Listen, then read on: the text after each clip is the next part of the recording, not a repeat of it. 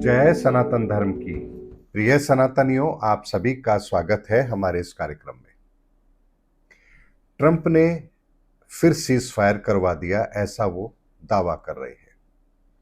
इस बार युद्ध विराम कहां करवाया? इजराइल और ईरान के बीच में। उससे पहले उनका दावा था कि उन्होंने भारत और पाकिस्तान के बीच में सीज फायर करवाया है।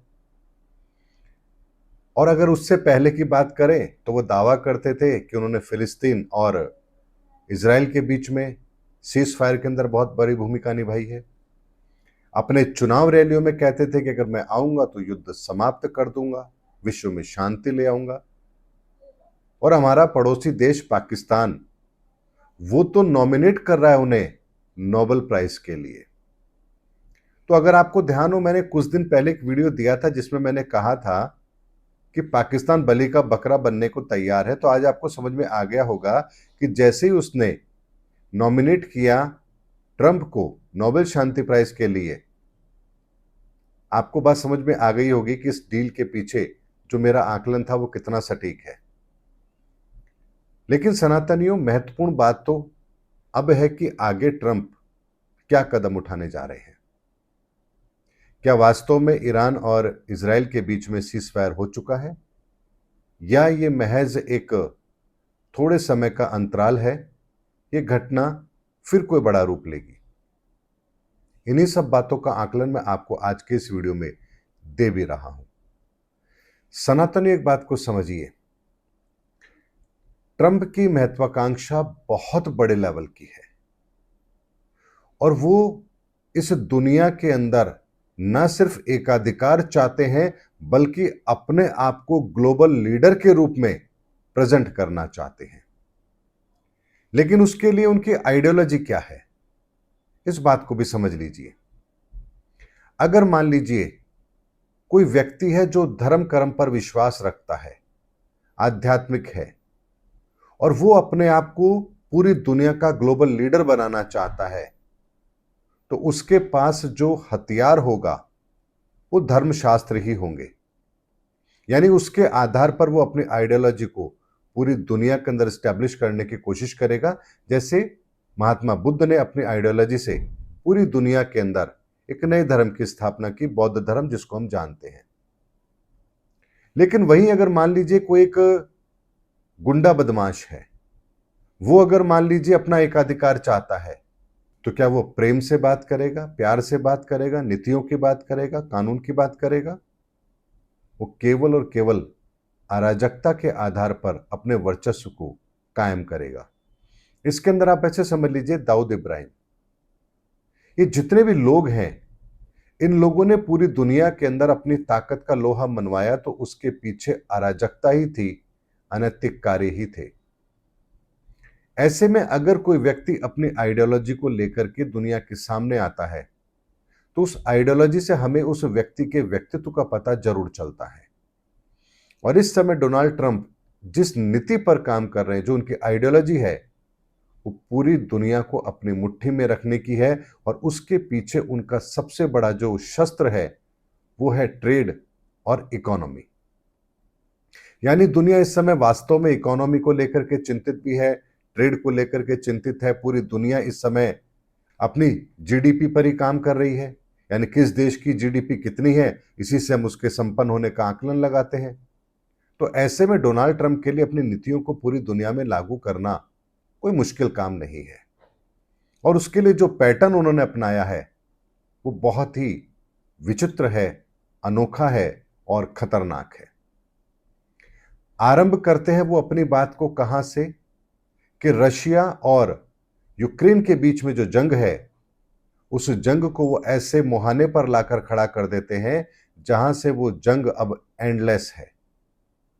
यहां तक कि अब तो सुर्खियों में भी नहीं आती है वो लड़ाई। क्या आप किसी न्यूज़पेपर में या किसी टीवी चैनल पर आप सुनते हैं कि रशिया और यूक्रेन के बीच में जो युद्ध चल रहा है उसमें आज क्या हुआ? यानी वर्ल्ड मीडिया ने उसको कवर करना ही बंद कर दिया। तो क्या वहां शांति हो चुकी है? ऐसा भी नहीं है। उसके बाद फिलिस्तीन और इजराइल के बीच में जंग होती है, उस मामले को भी ठंडे बस्ते में डाल दिया गया थोड़े समय के बाद में। उसके बाद में भारत और पाकिस्तान के बीच में एक झड़प होती है, उसको लेकर के ट्रंप अपना एक अलग दावा करते हैं। और उसके बाद ईरान और इजराइल के बीच में झड़प होती है, ये युद्ध होता है और इसमें भी ट्रंप कूद पड़ते हैं। लेकिन ये घटनाक्रम यही नहीं रुकेगा। इसके बाद ट्रंप का जो अगला निशाना होगा वो होगा यूरोप यानी कनाडा। वो वैसे भी उसको अपना एक अलग राज्य बनाना चाहते हैं और इसके लिए वो भरपूर कोशिश करेंगे और अब अगला निशाना उनका वही है। ऐसे में सनातन एक बात को समझिए, ये जो ट्रंप की नीति है, ये नीति पूरी दुनिया को गुलाम बनाने की है, अपनी विचारधारा के आधार पर दुनिया के अंदर एक छत्र राज लाने की है। इसे आप चाहें तो आध्यात्मिक भाषा में कली का विस्तार बोल सकते हैं। लेकिन एक बात को समझिए, आखिर ऐसा हो तो उससे फर्क क्या पड़ता है? आप सोचेंगे भारत तो सुरक्षित है, भारत पर इसका क्या प्रभाव पड़ेगा?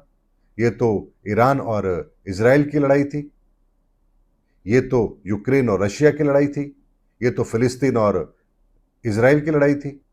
ऐसे में एक बात को समझिए सनातनियों, एक अगला वीडियो मैं आपको और दूंगा जिसमें मैं आपको बताऊंगा कि इस नीतियों के पीछे किस तरह की सोच काम करती है और क्यों भारत इससे प्रभावित हो रहा है।